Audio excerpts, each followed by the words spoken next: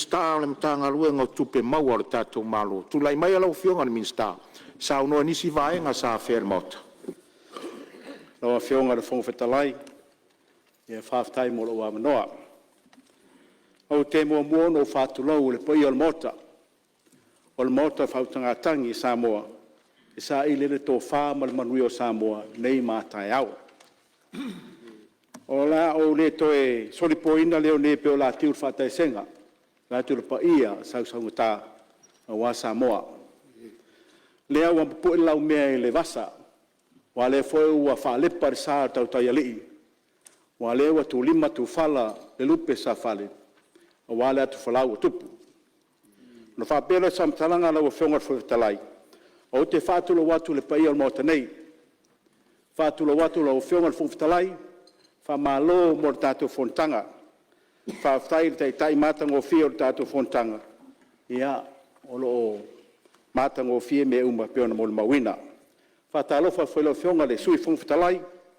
Ia mese whailo whionga li pāle mia. Whatalofa atu. Sai foi ma le mātanga o whio o ngā solonga o tātou whontanga. Ai mese te ino le malo. Whatalofa whailo whionga le sui pāle mia. Po lo whionga ni stau tupe. Whaftai mo ngā luenga, leo lo tātou mo mawina, i le talo whaatau o tupe, luafi luono, luafi luafitu.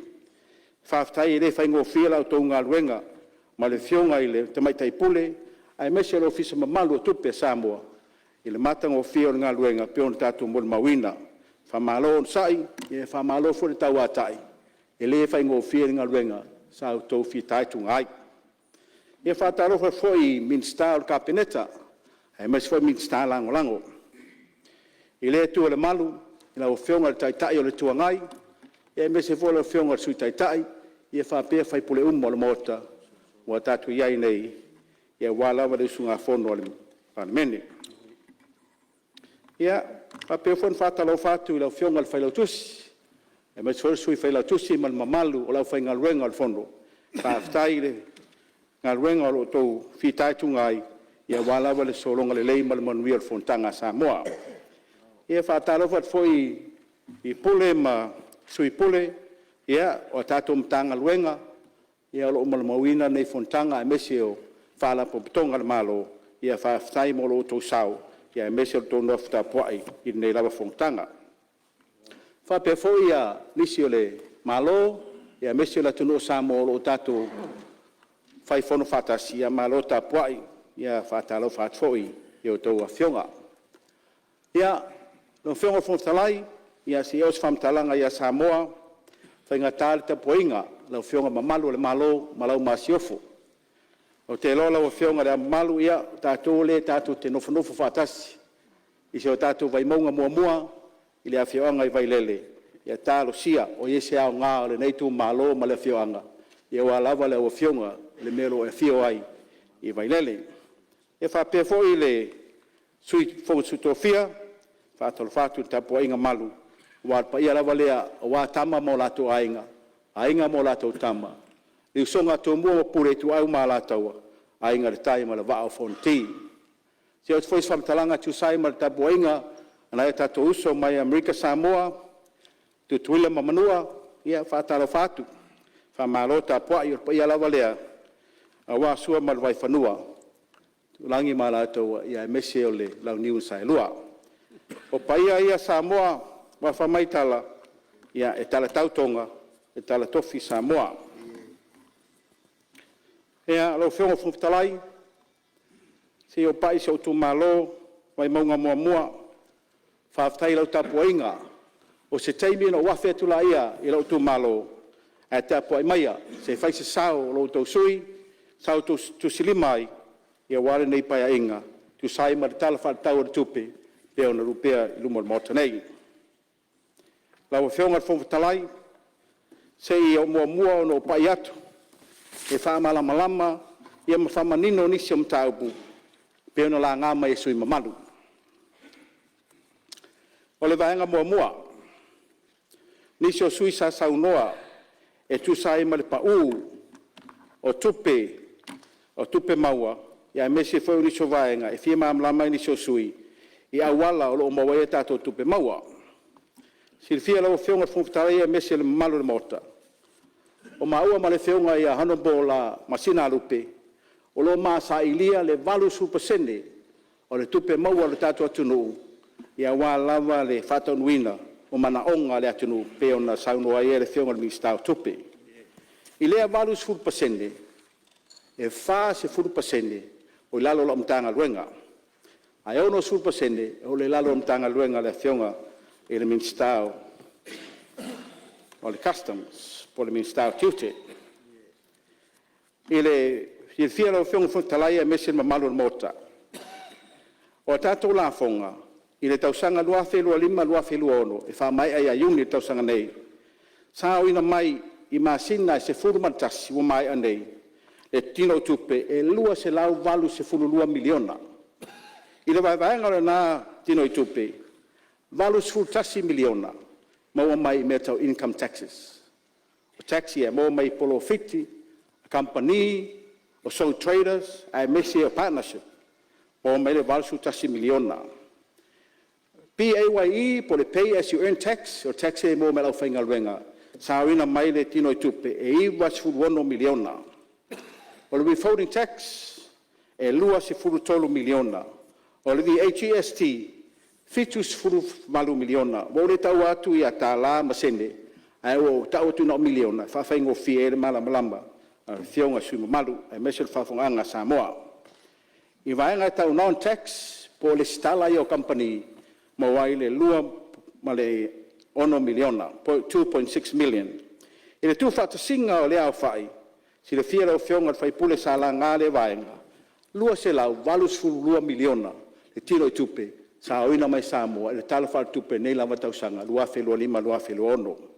Ai na o le suma tasi masina o lo tau lau lau atuai. I le atoanga o le vaenga, pena fsiri nisi o sui, o le take na tanga luenga, sa atuina mai lua whelua lima, lua whelua ono. I le vaenga lava i o tupe maua, e lua se lau 3.5 miliona.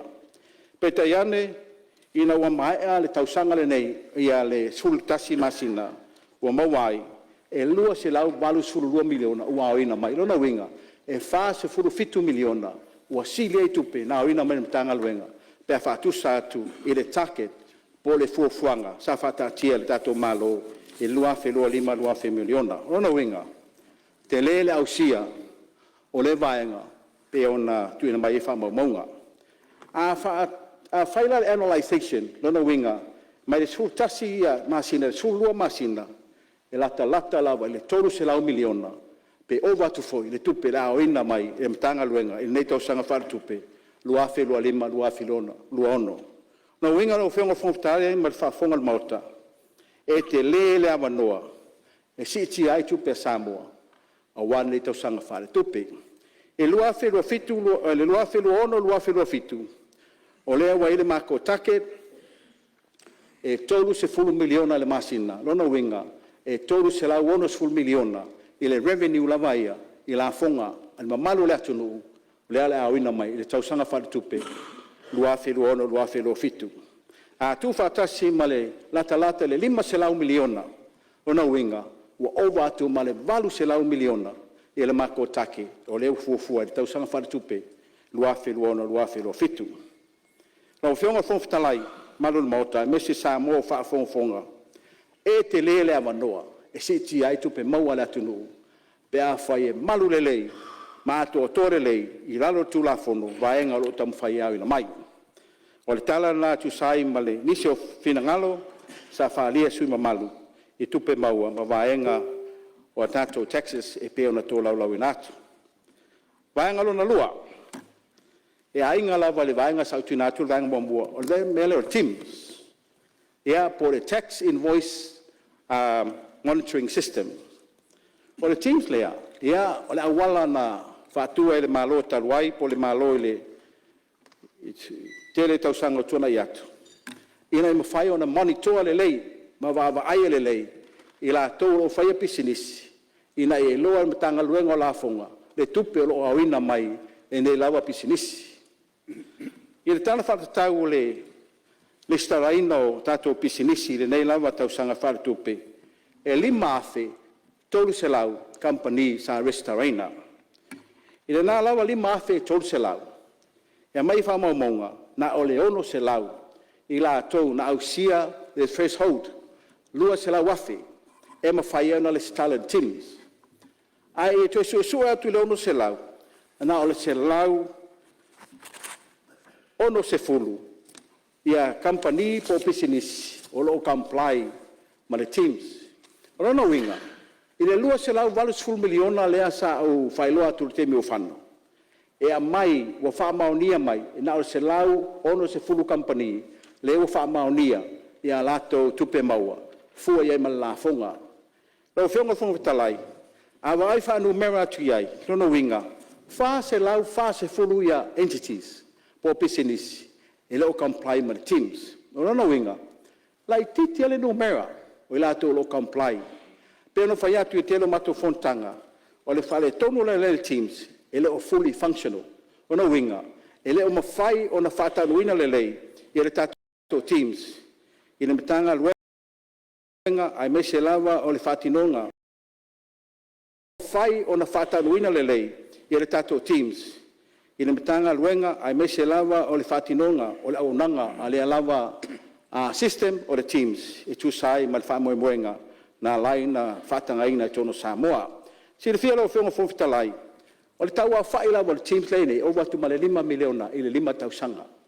Le foina usainia tarai nei lava e le maintenance e fitu se fulu wafi. O lona winga e whaisinga taunga tau le system ai lo whaunga ina i tu tono o matanga luenga. E le o mawhai o na fully functional i le system. E mana o mia la le enforcing o tu la fono ina ia comply umat company ia ma tato teams.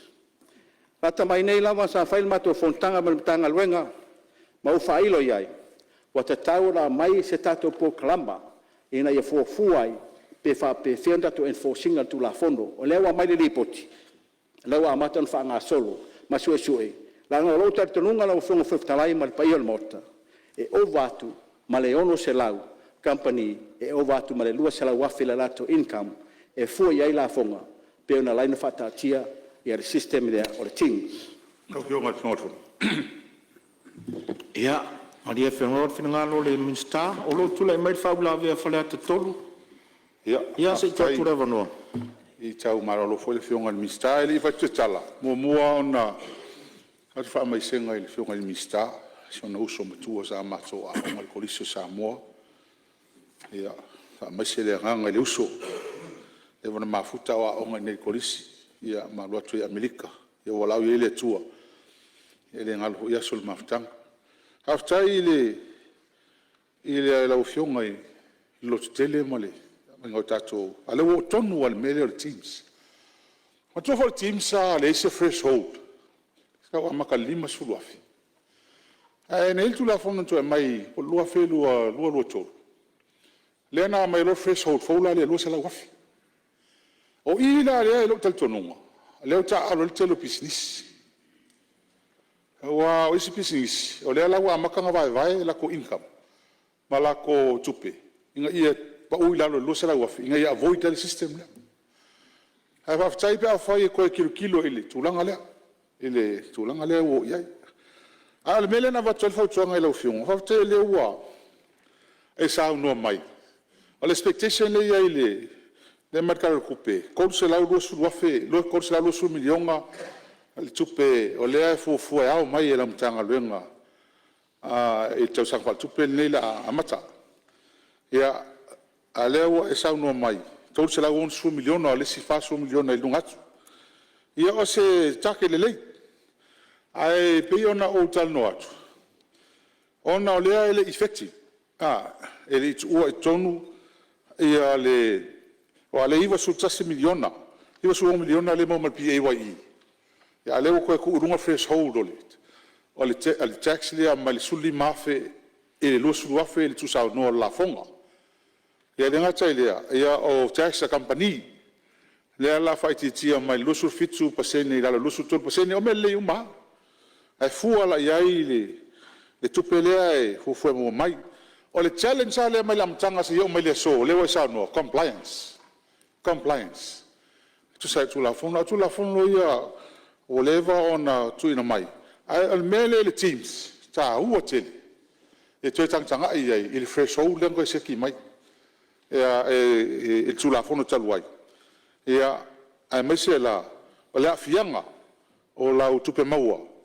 Ia, pe a fufu e fufuanga ia pe a kick in. Ia fufuanga ia le malo, mo le whaititia la funga. Ai mese hoi, i la funga o mea ai mai fafu. Ma le whala lama. Ia, malo whaftai. Ia, o leo te, malia whenua lau fionga o le minsta, o leo tula i mai te tai un malo. Sau noa lau fionga le panmi. Ta ua le malo si awar sui. Mai tau whape mal sui e malo si au ia tuli e maua. E maua. Mai le iso ona lau li wina le tō whaar kapeneta i le vai mamao i na ua mai le tim si tonu i toilo ilo. Te le i ol tūlanga o lo o whape nā tu lau lava o na whea alo alo whai e lau whai pisinisi. Ona o le fresh hold. Lua se lau. Le lai mata i tū. Whaingofia na whaitala a bese lo fresh hold. And everybody entitles. Le se fua mo more nei teng. Whaonga pele fresh hold na seki me le si whainga malo. I say upgrade the system. La upgrade la nina. E mai la tau le o vatu e te tau na to a tele tangata. E entitled ma compliant to the system. E lau whaasoro le temini nei. Ma ne e foi le atunga lungo le sui. O le tātou te angani sui tupe. A le foi la te allow DC exemptions of tax. Mo pisinisi matangata. O le temini nei. O le whaasolo ma tātou por kalame na e leo a fia. E tonu o le tātou talo le tupe nei. Le lava waturi mua le tātou taket lea. Mo le temini nei. E ana fua lole ia i mo le lumanai. Po le alesi au wala ia meet targets. A ia mawhai foi ona fulfill le melea. E avel exemption I taxa company. Ma taxa tangata. A mo le teimi nei lava ia. Wa lava wha maunga I le mawhau whaunga ka peneta. Tātou te maua le taket le tuli. Whandu mal tātou paketi le atu. So soni atu nā lau whionga li minsta matali atu le whinangalo le sui mat. Malo, wha mamlama lau fionga te tai malo. Ia tula mai lau fionga le minsta, wha wau lau fursanga. Ia whaaftai lau whionga le palamia. Ia me se foi le funcioninga. E tu sai ma le amata aupu. Whaaftai foi le whionga le sui malu mai whaleakta. Tu sai ma le whamaisenga. E sao le lei lava. E te mi foi sata onga turisi. E se ro fia sui lea. O stanga te winga maalie. Mai le lei foi e tau sa fia foi le matua onga. Ia leo sau noa lau sui mamalu tu sai ma le vaenga sa sau noa iai. E whaamaru lu atu. I le i o tuai le vaenga leo le paua tax. I le lusu fitu lusu matolu. Ia ma le suli ma le luas fulu le threshold. Ai se I tatia mai. Le la ula talata atu iai. E sau noa ngalua whionga I le teams. Ia sau noa peona sau noa li palamia. O le temi nei. Wa umo na mato fo I mai iai in matanga luenga. Wa mato talanoa. Whaalu le luas la wafe lea o le threshold. Mo le tausanga whaatupe nei lufu rono lufu fitu. A le la tilo tilo mtanga luenga. A leo mato tilo. Pe tutu ilalo. Pe ave se foi tu saina saunoanga li palamia. Ia ai o folosanga na tato teams. Ma mea moni la vaia. Au tilo fresh haule e lua se la wafe. E tele atu company e ova atu ma le lua se la wafe. Ia langa e foi pisinisi popoto foi lato. Ia e foi vaenga popoto mai lato. Ia le foi popoto mato mtanga luenga. Account atu aile mainga. O lato li poti pe ona folosi atu e tukusai ma nei fontanga. Ia no o mai lea I le vaenga sa no ai whionga le sui mamalu fasalanga tolu e whionga namla ulu e tukusai ma le mata apu na sa no ai I lana pisinisi ia e mesi foi o vaenga pe ona iai. O le sifia le whionga fonftalai ma le paia le mota. Ia e sa olele lava le whionga le sui fai pole. Na watu le tusi almatanga luenga. Ia tu sai ma arias. Ia o lena sau nori whapule na tue whamaunia me lato. E le ai ni me whapea sa tupu. Whamalu atu e sunga whiwhai pule. O lea wa mo mai whamaumonga. O le mea nai tupu le company. E arias o tūlanga o interest ma penalties. O vaenga laia. E alanga tupu mo penalties. Ono tuaina tongi mai. Ai tatia mai ro whinangalo. La tue sai iri ai. Ina imwhaiona le lei. O le nganga lava ia o le mtanga luenga. Ina ia le leia tato pisinisi. Wa ia lo tu le malo. Ai le fese nganga ina whai na wha te pe ila no pisinisi. Ia ngā lue whatas I le ngata a mailo tau sao. Ia watu le sao le malo. Wa o le vaenga lea. E le leia o no wha manino atu. O le tūlanga I le mene o la fonga. E ta'u loa la fonga I tele o business. Peo sa venga mamafa. E ta'u loa la fonga pi e oi, o la tongi la fonga, le la fonga. Ai tu lo lava le pai o le mota, no fonga fonga talai. O te fautua atu I lau fai business, lava, o lo fa fonga mai. O le tax, o lo sao lea mo le manuia o Samoa. O lo sao lea, ele tamo fainga, ina I develop Samoa. A o le sao fo lea, ina ia mautinoa, o lo ise lumana I manuia, o lau whanau malo ainga. E walau mai le tua a tātou le nei waitaimi, o tātou o, ai tau tio ma le mautinoa, o lo sao ngale mū ma le lei Samoa. Ai sea, o lo sao lea o le lafonga, lona winga. Au ai te au tiro lafonga se avenga mamafa. Au te au tiro se lafonga se burden, po se obligation. Au tiro la lafonga. O lo sao lea mo le manuia o Samoa, lona winga. A whape whate tainga se lau wafe la polofiki o maua. A vere tupe le atua, o lo sao tuspaia. A vere la fonga, ale malo. O lesi ono se furu fitsu pa sene la tutoe. O le mea na, oi, o le te leo na tupe. Fai e lo fa soa, manuia e lo a inga, ma lau whanau. Ia mese lu manai manuia, o le atunu o Samoa. Ia o fola tu le vaenga, langa e taua, ina ia awana I toi va ai au fai pisinisi. O se pere la fonga, ai o se whamunianga lea, mo Samoa nei mātai au. O te fia paila I nei vaenga o Arias. Ono Arias, ia, o tupe ia ua whamauina, o lea o ai tā lafo ele atunu I lo fisa o la fonga. I le suenga lo tuna mai, pe la talata le fitus full miliona o tatu Arias. I le nā fitus full miliona, e tolus full miliona wa uma ona certify e suetus. Ma le tolus full miliona, o te fie whailo atu, I tausanga le nei whare tupe, lua lima, lua ono, ua luas fuma 5 miliona, ua oina mai e tatu Arias. Rona winga, o le ngā lulua e lawe lau whainga luenga, whaftai tu le li pule ma le ofisa o tatou, ma le tatou matanga luenga. I le whātau nuna, o le tamu whai, e sosani company. A tonu e tau atu le company, o lo sao le manui o Samoa, fie re tutongi, mai le latu ai tālafu. O na wao mai lea, e nisi o sui mamalu. O runga kongo talai. Ia, Maria Whenole, Minsta lo sao noa, e o lo tūlai mai whau la vea, whāsale le angatoro. Tūlai mai sui o sao noa. Whaftai, ina o whionga le Minsta, mo le tali mamalama fo I mta kusalanga e, ne usu ngā whono.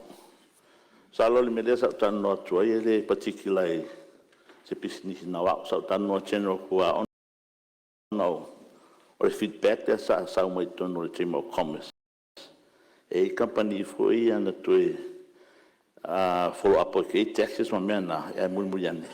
Le ai o le na tongi. Mai sao lea, e lesi se ranga wale turanga na, e tauanga tongi la funga ma tatu sao fo I lea, e taua. E whaaloa le tatu atunu. Very encouraging le fosanga ni tai au. Wa me fo le sa o taua tu le amatanga. Se la su fa miliona le deficit, o lo ia I tatu pa ke kilo le umone. O le fono le aso, lau fono, tala tupi. O le e tosu ono si I maile, pake ki taluai. A leo vai atu I fika si e te amaya, maa loa. E se le mana ia vai atu, le te le le turango ia. Ia sao le lava tulanga na, te loa apa pea e kawa uma ma whawhai e. E tu ilaro threshold. Ia, wai ono wafe mon tupu businessi e lo iai ono se lau, ana se lau ono sfu. Ai mau pea pe mo se afa. Ono winga. E te lea ta tutu pe mau e mua mai. E whaftai te le lo wha mamlele whatu so business na wa ole au. O feedback o le amai tono o Chamber of Commerce. E pa pena fui ona tu atu iai. E wasi whatu whala inga lau fionga. E whaftai te le leo mamlama le vaenga. Mo tali me fo I le tau pusalanga mo lo whalalo. Ia, sa lo leo mo mai lo whionga le Minsta, ia tūlai mai whau sao noa. Ia whai atu lau whionga sui mamalu, e whamalu ruatu. Ia, ona e se ata whamaunga. Ia, ele se mea la ta whina wai. E whaftai mo le whautuanga. Whaftai mo le tualalo, tu sai ma ngaluenga le mātomtanga luenga. Ona o mai lea I le vaenga lea sa sau noa I le sui mai whaleata.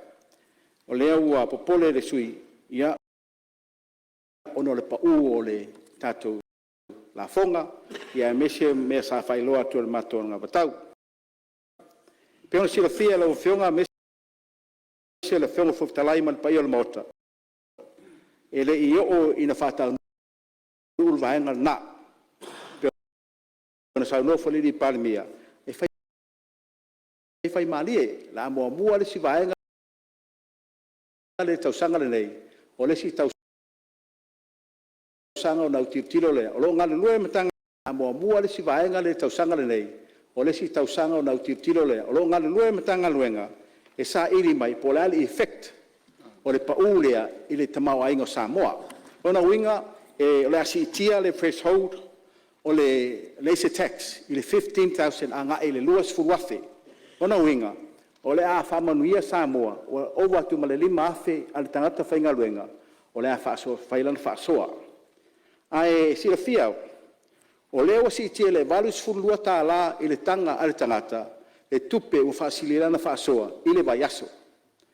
Au tiro la iai, e le psycho effect, lona winga, e toi fo i mai le tupe, i le VHST, i le ngata ua alu na whaasoa, au toi sau le VHST, le la tapa e mato le VHST na sulima pasende, o le sui vanga taua, ua te lelo na sau, o le a te lele au ngā, nisi me avelo matua e whaatifanga, awel whanau e talitala no, ma ai whatasis whale ainga, e peo fo e estulim, ia, o le vanga na, e makitongo fiai, le si itia lea, a wala verta mau ainga o le atunu i le tangata. O sau no foi sui mamalu i le lua sufitu pasene pa ula lo lusu tol pasene. Sa o le lei le finangalo sui. E mantua foi. O le foi la te le le tupe. O le a sefe mai le company. O le a fa so so foi. E toi foi mai foi le tupe le malo i le vaenga o le VHST i le lato fa so soa. Ia o le fa so atu le vaenga ai o fa ma winner finangalo sui mamalu. E tu sai mal tol atungalunga. A wale te mau inga Samoa.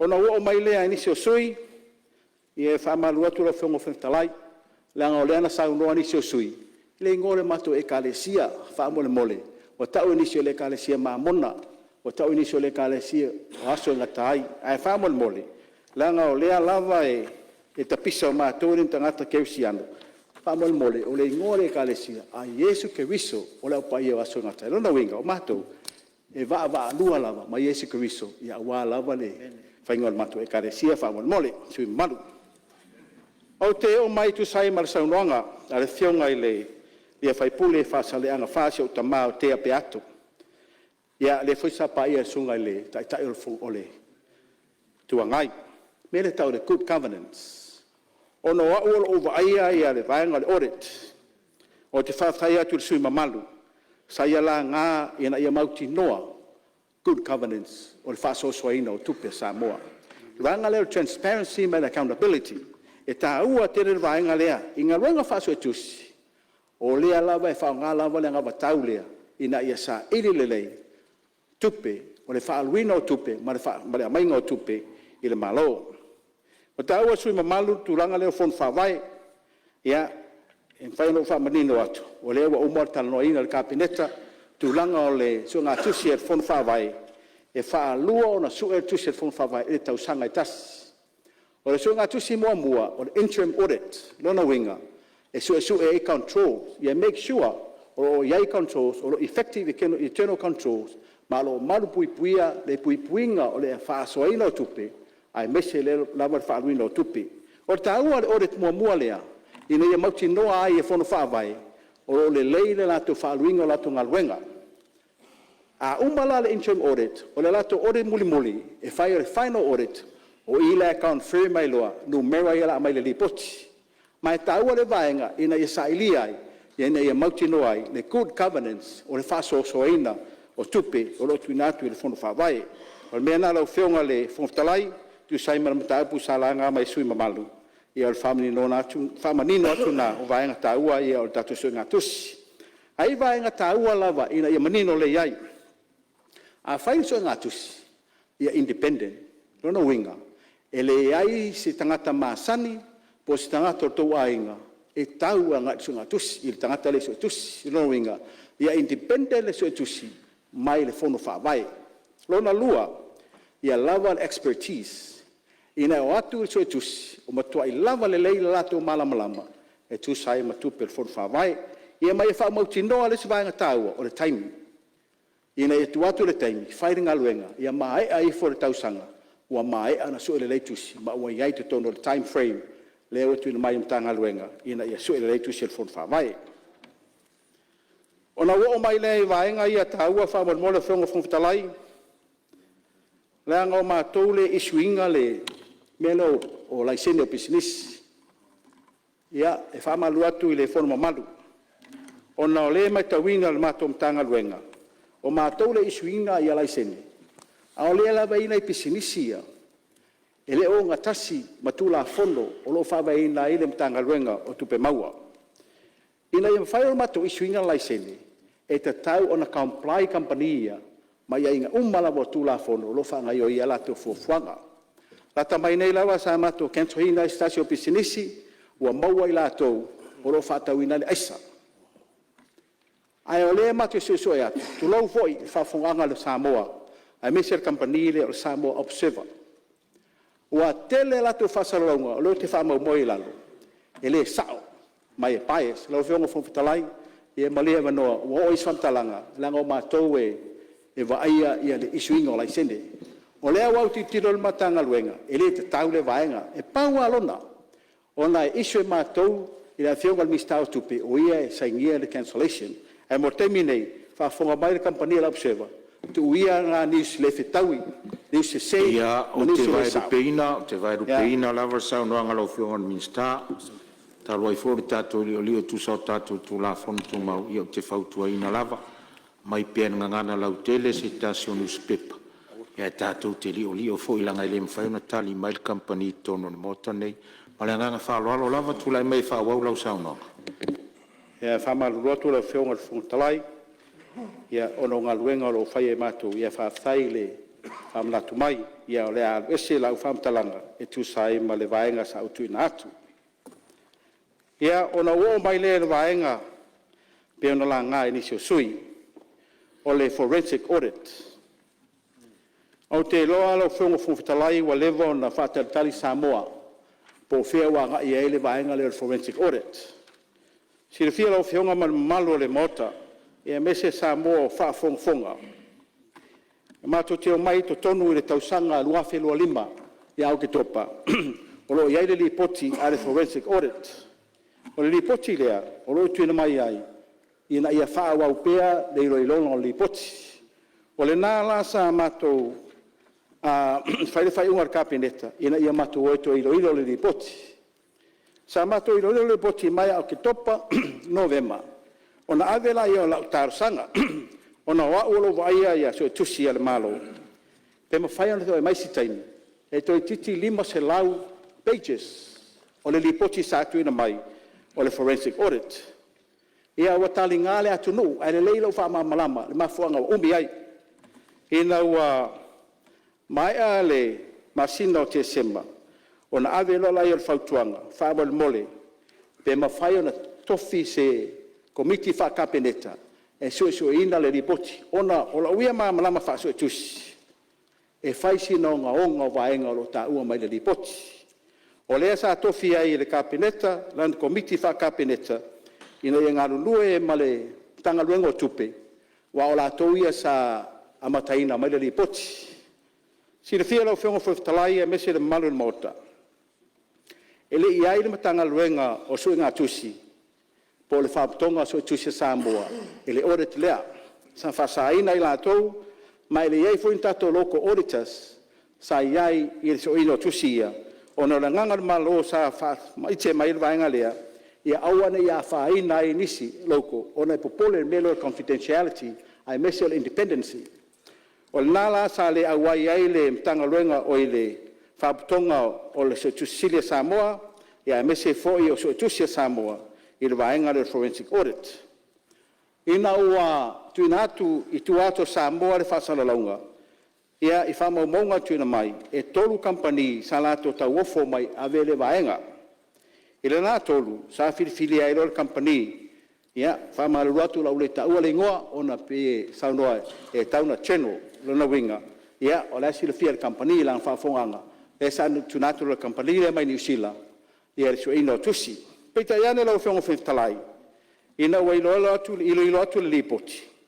lo involve ai foi nisi o tato local auditors ona winga e te le fisingia o le independence o le lipoti lea ina wa mato so ina na ve lo le mato fautuanga ina umo mato ngalua e male tanga luenga tupe ma ave lo mato fautuanga fa uia tu le fionga le minister tupe wa tatau na ave le lipoti ile loa sili ia tanga luenga leo e fatau nu ai lo lato susuenga ma vai tangata ia e mafuai issues ia sautono lipoti ina wa tuna tole mato lipoti po se taimi o mati sai lo so tu le lo ia sili ma mai le lato fautuanga ile masina o me lena mai le lato fautuanga na le lua ia items o lo ilo lato ai sea e faisi na te leo le ripoti ma te leo ngonga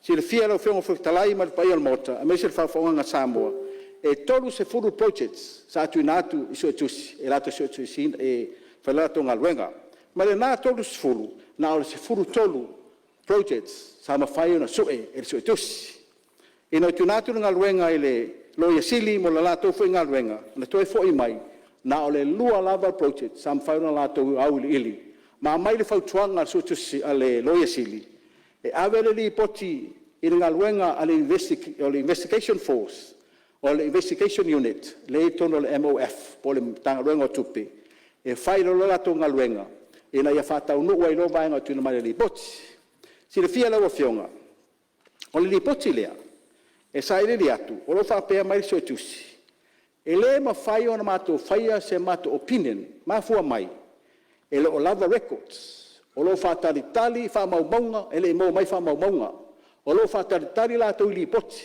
e tele li poti lo sau tonu ngaluenga ai le ai se fa maumaunga se li poti o atu e foi misi o fa ka o lo misi tele me o lo misi fa iso suenga le forensic audit e lo ma fai ona ausia ma o lo fatalitali so tusi pena la foto la to fatalunga ngaluenga no winga lo fengo futalai e fai singo ngonga ai au le pole sui malu o leo fa nga solo a tonu e mai atu tato fontanga o le fo tau no mai le si item lon tolu ia o le vanga lo misela o le fo la wa ili el kabineta se sa ili o la fo fautuanga o tuina mai o le fo fautua mai lo isili fo ila va investigation unit lea e faila la tonga luenga sa ili la to pe sea o le ini fa maunga pe sea o le o mai li poti so tusi pe sea fo i wa tele le ngasu o si vaenga o lo so suenga luenga ale mtanga luenga tupe o lo fa nga ele so suenga ale so tusi ai o lo no fole vaenga le fa le tonga tu oti ele o mai ni la to fa maunga vaenga le life sittingia le reconciliation ele o yese reconciliation o mo so tusi e atangia le sa o tupe lo fa nga ina patulanga fa pena fa malua to le fongo futalai o te lo fa tu sfai unga au tinatu mea o matamatai mo fai tau ele li poti so tusi sa fa tau nga luenga le fo e fai si tele o vaenga po issues o lo tu lai mai le ne lava so nga tusi mai ta tau ona fai unga le malo e tu sai ma le vaenga ia o le forsanga na tu sai ma le tato forensic audit ia tali mau mai pea ona na o le suru tolu project e walu ia tatu sa ili ia wasi si fuanga tu sai ma forensic audit ia lo fongo fo talai ia te o mesi atu se si sui mamalu sa saunoa ai pau vai sa fa muina ia fa malolo sa le foi le se fai ma fai se malolonga forsanga umi ala o fionga ile li minstala tu la vanolo il fa ula vea fa le atasi tu la mai sa o te loe fe so tai lele tanga luenga le tu pe maua sa no ele minsta ma le tanga luenga le o fanua fonga fanua o te tonu le lapere le te loe le tu la mai ine o le issuing o le sene fa pisinisi o le fautuanga foi le la fionga minsta esa ili ele o lava sa ili ringa o le veni o le sene o na maua ne muli telo tem o lawa avela sene tanga foi business I fanua ele o ni la tu fanua o tele me fa mele tupu mai o te fai atua o na lei fa maumonga il matu tu malo le tele o business le so time ma le ma le tagaluega o fanuafuaga fanua pe se ia le o lava le saililinga e o tagata e mai ia latou laisene fai latou business e tauna mautinoa o fanua o ai le fai latou business na faalu lo le business faalu faasolitu lafono e faapena pe na ana faamanatu atu faapena ina ia matua iloa lelei pe mata ua mai le consent a tagata e ona le fanua le faatua le business ina ia foʻi ai faafitauli lea o le uma ane o le faatinoga o le business a le faatino o le fanua ese ma lou faaloa Fionga fona. Malo whaafitai, ia o lo tūlai mai foi whau la vea whalea te tolu. Aftai Tūlai wanoa. ya no fa tai lo fionga mista au sala ua sa te langa ina le ta upu nei anto fo e tasi te 5 miliona tu per malo fa aluina ele forensic audit nei ya aftai lo fionga il fono mole sa ta inga ona e fai si nga ongo tu inga le am tu company ni the international companies and ole mele reputational risk a company nei pe fa pe tatou ta mama ina matatou fa pe tatou te le tatou nuina ia e te le sa fianga o tatou ma a fai fo i o mauti no e lo fionga al minister mal kapeneta le i fai nga luenga ale o kika ngai e fa mo le inga le terms of reference nga vi ko ti mande ko pe mai ale sila va nga le fa pole nei lo sui o le fo linga mai o to o mai ta o pole tresu amantua o le mof amantua o le mof e o le tender sport o le no winga o le to su e la to o le polenga na o le me tonu na nga ave tua inga e fa nga se auditor independent mai tua ona o le o me yeso el malo le fiso el malo o polo keki e le se polo keki e kasi e le afia le ufficio tupe a fai la ko fa fo i mai so nga tono lo fiso tupi e ala la ko so la to o le polenga na man mafo anga la ne fai yam tau ai le titi tupi le na roi ia na usa no ala o fionga e lava lo mam lam tau puni e tol sul blo ke ki ana fto a sul tol ana fto a tol me ia wa le lo o ia alo no winga o le sis fulta usanga fto o mana wa mai ton a el fu fonga na e to na masi tali manino e le se tato fontanga o soni pe ai se lava le mea ua fa umi ele nem tau on fa lava Malo whaafitai, salo maua mai ia. Malia mai le sui taitai o le tuangai, la tuatu lava noa i le taitai o malolo tulai mai. Taupula vai whamamla matili le saunoanga al minsta. O le mena i ui ele forensic audit. Ele taunto e a fia se si o tatou. Ina le na mafuai o na ave le tenda i fafo e mai company mai fafo. Wa maile fa ai unga le audit.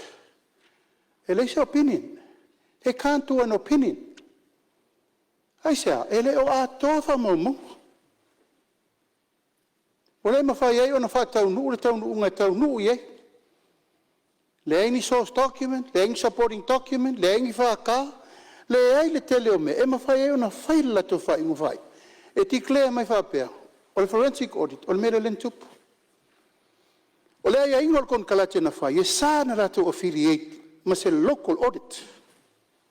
Ala mele lentup. Fai ngā luenga whātasi le company le mai whawha. Ma tātou local audit. O nā la le tupu e nele me le tua, le temine nene tau. E usau noa le fionga le minister, sa whai le suenga a le committee al cabinet. E tau lau li liu po whea tonu o ta oto i langa le ua tu lau lava fo i whai ngā maa lau te atu whape mai. E alua i o lai okay le mea.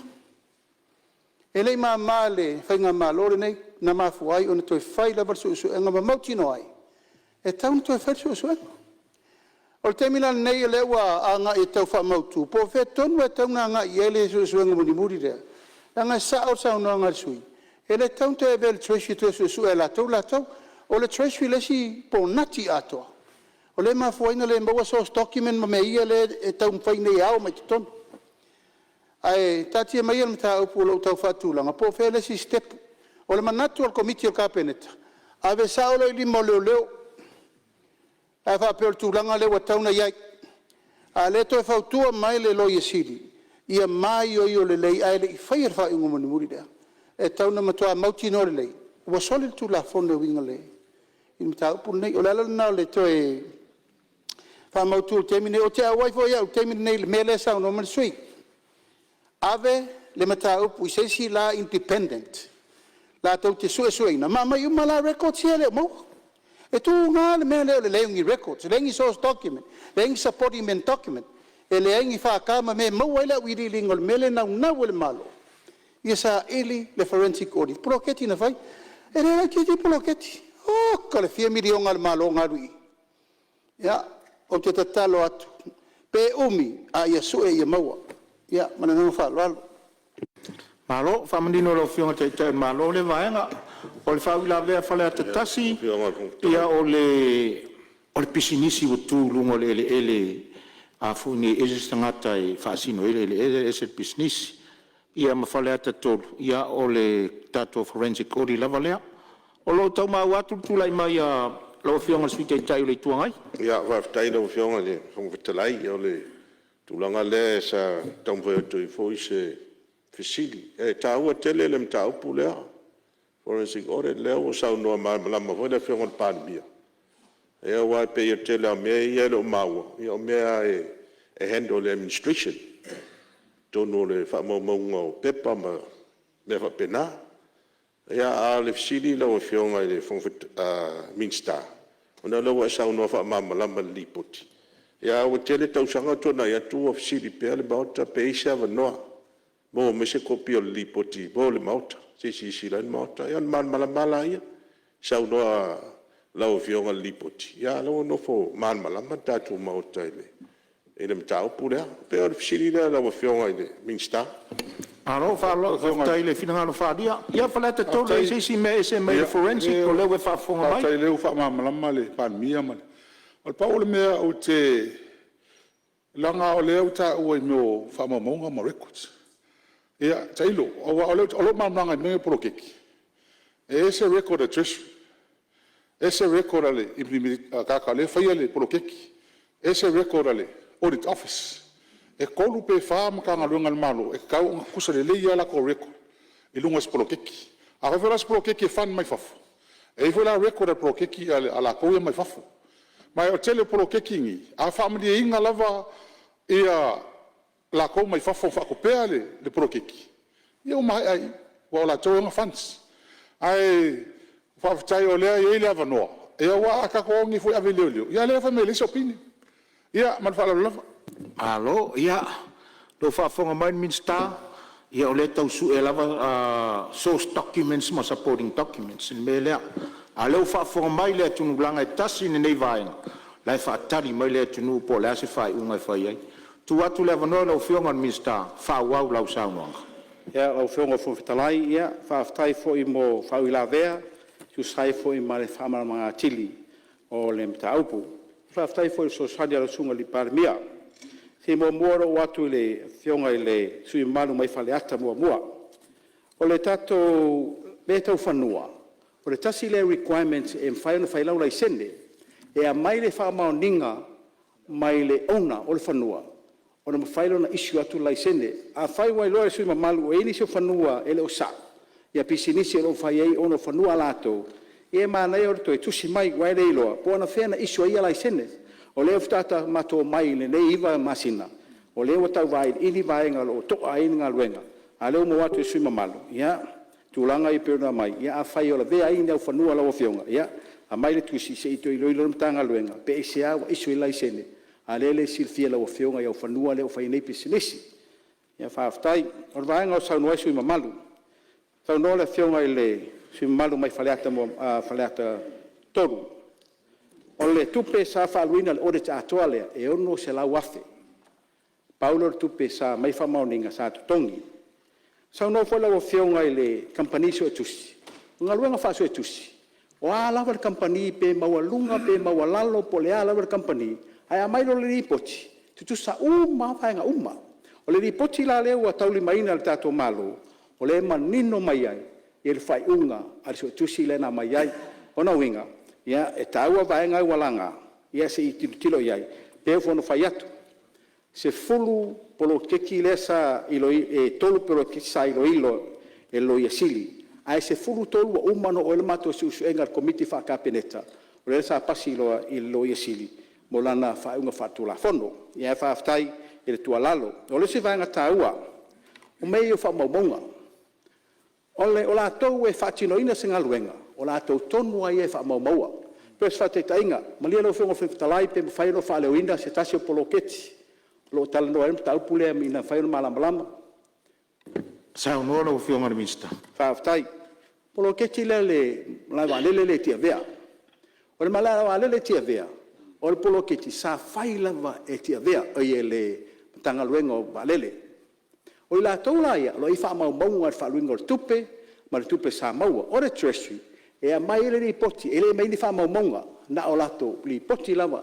ma sa ni fa ngai mero excel tu fa pena paula na o me o titire no kik o na winga o le tele records o lo fa mau mau ele vaenga le tanga luenga o le o malele a o le vaenga le treasury na o lato ripoti atu stusia o le ia no winga ele se fa mau mau tas ile treasury al vaenga le audit ela lato tele keeping ngi records o la tau nga mai lava su ele taupu le fa foi records ale client ai mai lo lato ripoti o le se senga na pe sa ngole sungale a sui mamalu e tau al vaenga le o sa no ai la nga al mafu anga tonu ana lo to nga lwen elo ia indi records i tu sai mafa monga al so tus ya o no se ila ia le ni se vaenga ya wa mai ani se vaenga sa ufa mawina e tu sai mar fama malanga sui mamalu no fionga fon fitalai se fatino sa ufa fitai e nisio tapau ma o tato atonu sa ngafa taulimaina ia mtanga luenga le fionga ya fonti sa ia vai le mtanga luenga tupe maua fatasi e mar tato custom ia fa sai nga luenga le foi tamali o le atonu nga luenga le lei sa ia fata nuina e le mtanga luenga le o sui mai le fionga fui maono va tolo ia so ia tato nga lue ta ua lo tiute ina vai fa le lei tato tupe maua ina ia ausia mata ia le atake ro mai le malo ai mesela ina ia sa edi le lei ila to ero mai la to na fonga tono le malo ia me se foi le officer su sili lo fionga na fatasi a foi mono fa tai mo nga luenga le lei o o tu male sfulu lu tau sanga o fa pea ona nga lue nga luenga fa su tusi fa tai le to fa tai foi nga luenga le lei mo mawina o si tia lava tu langa o tato officer su tusi ia fa tantalia o se sila tu lai mai ia mato te ngare lue a wala ofisa tutus fa malua tu lo fongo fetalai wa misi atu te au le finangalo la fionga i se uso a fai pule ila sui le tuangai ia lo fionga la wofo ia ta ua ta te ngalue fa ta sitanu i lo tuanu ia fa aftai o lana e silingia se li poti se le fia lo fionga ngalunga fa so etusi e ave sao lava li poti al so etusi ia ila to na initiating amal audit pela sa no suli o le MOF na initiating le taso so ngatusi e ave sa wala li poti so ngatusi ele MOF o nisi va ngalo ma firma na mire so swani le la na mo le copier capineta o no la to so enga e tu sai mara mata aupu ale o sa no lo fionga se copier taso so ngatusi ia la tatiatu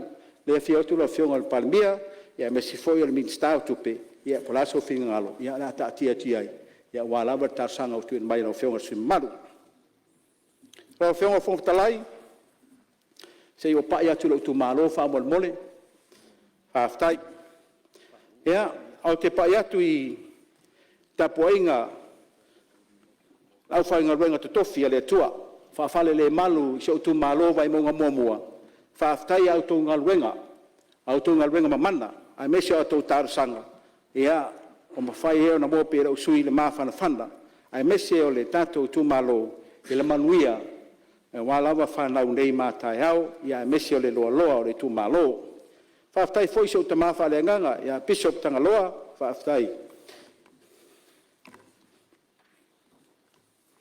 e fa malu watu o sausi vai ona nga lue le e kopo taingonga ia al paia lo tu malo ia le fio lo fionga sa fa pito lo fionga le niu ia me se walo mal matua fa pe foi ainga salvalas fa lolonga tu sa mau mai tuala fi foi lo fionga ya tu le pupu tu soli marte ali a me se matua fa pe foi fa tanga ia wa matawa mau pu ya oi tu sa mau fa pe foi fa fonganga wailele fior fa fioli ia Samoa te matavoi ia me se tau fanga afa me foi mau pu ma ngata yala ia me se foi ia upu ya oi le tamal no foa ma tuano foa fa pe fa ulung fa tautanga wa ia sale polu ia se no fangali pa ia wale fio la tama fa pe foi tu sunga tawa ma se lo manwai ia fa tautanga wa pol mangafa ma pu ya oi sale polu o pa ia yo se mato tu malo fa ftai la to tapoinga fa ftai auto tar sanga o te loa o la auto tapoinga ma la to fifinga nei sui o te loa mafan fanai i fatu in taun wina o tiute ia wa lava le fainga malo i nei pa inga se fulu malu fa ftai le palemia ma le tato malo i le vala ulia o le nei foi tu malo e fa umaina ia fainga siva o tato tutotas pe on mon mawina ia na mata mato nga siva na to selau e o atu le aso na la sauni mai ai o fa selau ai o mai nei fa fifianga o lima selau le tu malo sa o mai o mai fesi siva ai sea o le tali fa lo le e le vala o atu le malo e o mai vai mo nga momo e fa fifia le nga o le popole lo i vai mo nga lua tolu ma le fa ale o fai tato vai mo mo sui o vai mo i le taulunga ina o fa fifianga tutotas ia ela titia stupe na fa suru afi ia fa ftai ni palmia ia ele o sis lo fionga fa tafa ia o le matai mai lo mato tu malo na fionga fa tua ia tu pe tu lo o swafa ia fa ftai ai me se vola malo o le na mita lo mato tu malo o le o mato mafuta maulu Samoa o la to ave le fa mua a wa lava ta to fainga malo ma Samoa ia Faftai foi mi stau talonga. Tu sai ma talonga, pe ona sila fiel tato tutotas. Siamu pini de mato au liki la kapi, ala uli. Siamu pini de mato au voli mai fangali. Siamu pini mato isi au basketball mai lauri. O ka matango fe, o meu au sia nei tu malo. No fai le mato au tu isi vaenga isi no. Si siamu pini mela to le kiti mal fusuanga. O mena na mato le tau sineo ia talonga. Lo fionga fong ftalai ona i mana onga yo so tu malo fa mole ya o te lo o mo fa pepa tu ile tato tal fa tu petaluai ya na ona fa matali atu lava na i mana onga yo fa mole min staunga luenga ya na ya matu awala ya o lava vaenga pe ona taua ya tal tonu pasia tato tal tupe ya o lea wa te malama o tonu lewa ya ile to fa lo fionga min staunga luenga ia se mato nu o lauri ia omo lava awala ia me si foi le tongo vai lele mfangali ia mistao so fo maloloina o le sa ta ua sa latu to wasi singa ile paenga taluai ile medical center e fai e vai lele uta ia o le afa ta tali lo fionga le mistao so fo maloloina fa mo le se sila foi le vaenga ile medical center ia al mato tu malo mana mia so sani tato talingalu fa mo le mista si se manga puno oa ia talingalu ia wa faina lava nga kai fale o nei tu malo ona o tu i mai lava ngalu ia mal watu ele fa mo le ia mes foi o tato ele tise fa aftai le minsta ia mes foi el polisili o le o to ola moli o le mato tu malo ai paua lea o le oso anga male me lo i maungai i mato tu malo mato i pongi sa lava e alo fatu le te wa pese ta vale sui malu po se malo ia na faina le pongisa o le la fanua e mi sta ta longa ia le watu mato tal sanga na ia la sosani pe ona fa lo atu te le la ta aro le lei ia ele mama foi ni champini tato au te to fitu tolu to mai te mato tu malo mai vai le sa ta alo ani ia le foi o mana ia le sta longa le mato le ia tasi foi sui o le mato tu malo sa ta alo ai ai me so ta longa voli sa ta o ai foi le sui le mato tu malo lo no winga e ai le avanoa o le mo ai ni si manu sa moa ai mi se ni so ta longa pe ona mo mawina le mato tu malo lo fe mi sta ta longa so swani ai me se ni sta le fanua fuanga whanua, ia ele o tau sanga tuai, whai se malata alo al mato tu malo, le ngata o talonga I fafo, ia mata alonga I to tonu o whanita alo. Te ona I motunga awhana la o whionga whawhatalai, e tu sai malo awanoa, leo watu il tau sanga le mato tu malo. Whamai e so whamtanga, whawhatai atu la o whionga, tai tai o fono, ia tu sai ma le whafoina o tato fono, e mes fo ia sui malu, ia I pela lofo le atua, malanga leila o whionga, me se lo whionga tai tai o le malo, le whionga le palmia, me se minista, le foi tu, ia lofa le atua, whafuiloa le soifua, ia walawa le tau meina, I ngā luenga whai, o le maota e mesi o tiuti o lo whengai ai. I le ngata tono ainga, ia mesi o nuu mai kalesia, e whapea le tato malo. O se whamtalanga le lau whionga whitalai, whamaruru atu, o le ase tala ua sona lafo, po se upu foi le tau tamali I lau whawhonganga Samoa, a mesi lau whionga whitalai, ia malu a vei fale, o le nau lava, ina ia manino, ma malama lelei, ma ta upu peo ni tuina mai, ia o se whamtalanga le lau whionga, ia manuia le tatu aso, ia soifua ma ia manuia. Malo, a malo whaftai lau whionga le minsta ni tanga luenga o tupe maua. Lau pumoni le whaingo fia le mta whaio le mtanga luenga I lona ano liu, o le au ino mai o tatu tupe maua wa whaangai o ino o te mao aingo le atunu. Whamalo lau whionga le loteli. Ia whamalo foi le ofisa sili, o le mtanga luenga e maua ia e fōfō I le tōwhinga ia alofangia le tuarta I tainga o le mtanga luenga ia maua pēa lu tō loto tele ia mawhisosoani ai I tūsai o le whionga I le mean star.